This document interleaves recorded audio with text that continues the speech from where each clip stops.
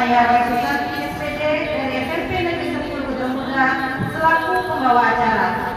Izinkan saya membacakan tuntunan acara kegiatan lokakarya ketiga KGP Angkatan 9 Sabtu 18 November 2023. 1. Pembukaan oleh saya sendiri. Memasuki acara yang kedua yaitu pembacaan ayat Al-Quran sekaligus membaca sholawat bersama. Pembacaan ayat Al-Quran yang akan dibacakan oleh Ibu Uli Rosmita SPD dari SMA Negeri 1 Rantau. Kepada Ibu disilakan.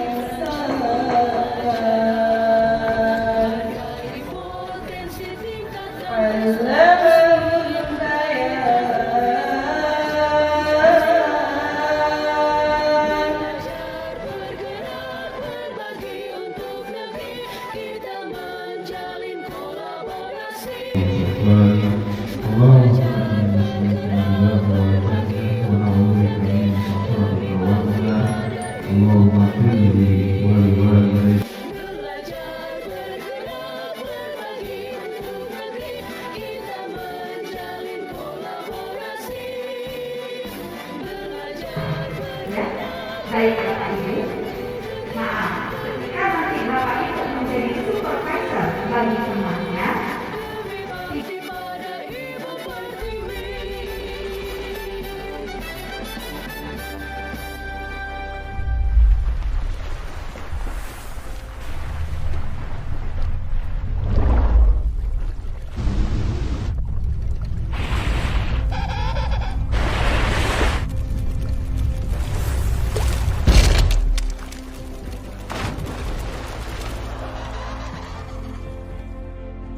Okay, come on everyone, we're behind schedule. You know what's gotta be done. Move it, move it, move it. Hey, you there, pick up the pace. You're falling behind. 27,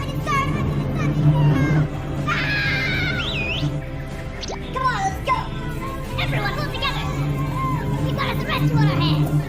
You there. Here we go.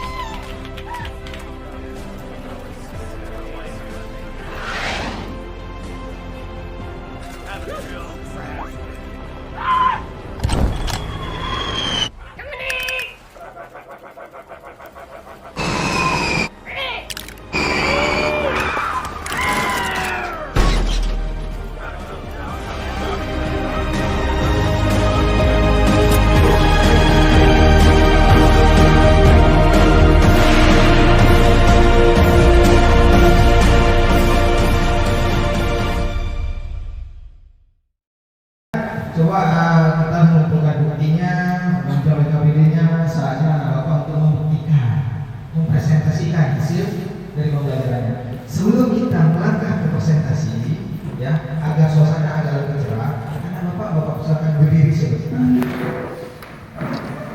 Silakan berdiri.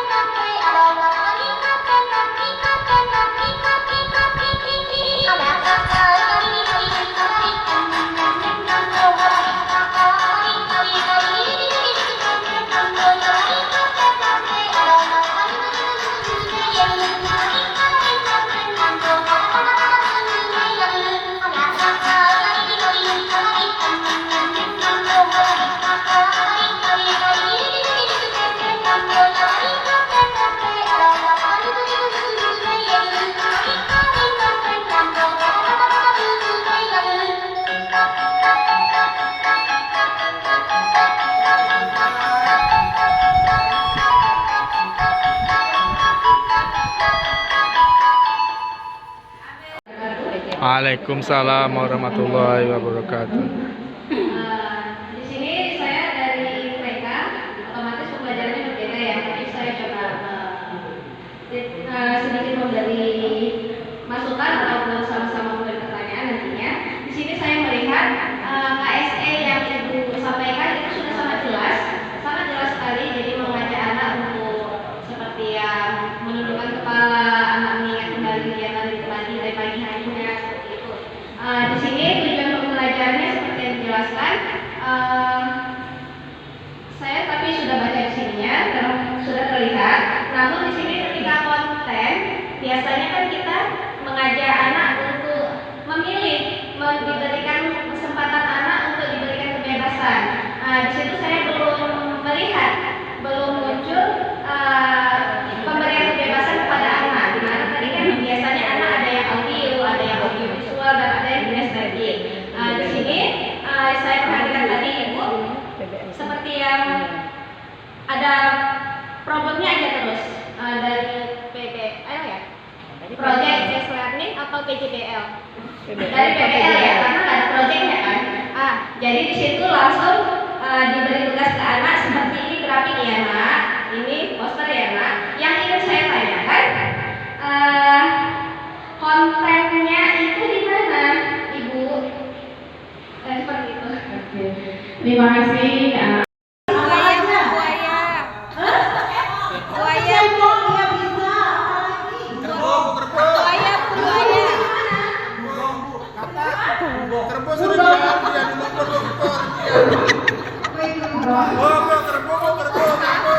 Gerbong hidupnya di mana ya? Di air atau di darat ya? Sering mandi di air. Sugio sering mandi di air. Ya, binatang yang hidup di air. Coba nanti Ibu punya gambar, siapa yang tahu ya? Ini gambar apa? Ikan ini hidupnya di mana? Di air, di sekitarnya, masya Allah, nah Ibu. Coba lihat. Itu di kertas bisa hidup dia. Coba lihat ikannya. Ikan ini ada bagian-bagiannya. Luar biasa, kombinasi yang komplit. Nah, kalau Bu Asia, Ya, terima kasih ya. Pembelajaran diferensiasi berarti kita memahami semua strategi dari gaya belajarnya. Jadi untuk mencapai tujuan supaya anak itu tujuan pembelajarannya benar gitu ya. Misalnya ada anak yang suka video dengan suka membaca, itu bisa difasilitasi dengan Ki Hajar Dewantara, yaitu pembelajaran berpusat pada peserta didik. Itu menurut saya. Kemudian KSE-nya lebih ke emosional itu ya, karena anak-anak itu lebih ngawur-ngawur kan, datang ke sekolah nggak ada motivasi. Jadi pendapat saya KSE itu hanya sedang menumbuhkan motivasinya agar lebih giat lagi, lebih mantap lagi, lebih oke lagi tujuannya untuk apa di sekolah.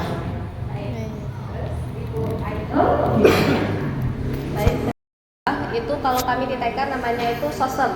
Jadi itu penerapan sosial emosional, di mana SOSEM ini adalah kegiatan untuk penilaian anak. Kita menilai anak untuk pengontrolan diri anak. Jadi seperti kegiatannya itu seperti anak dibiasakan untuk mengucap terima kasih ketika diberi sesuatu. Nah, seperti itu.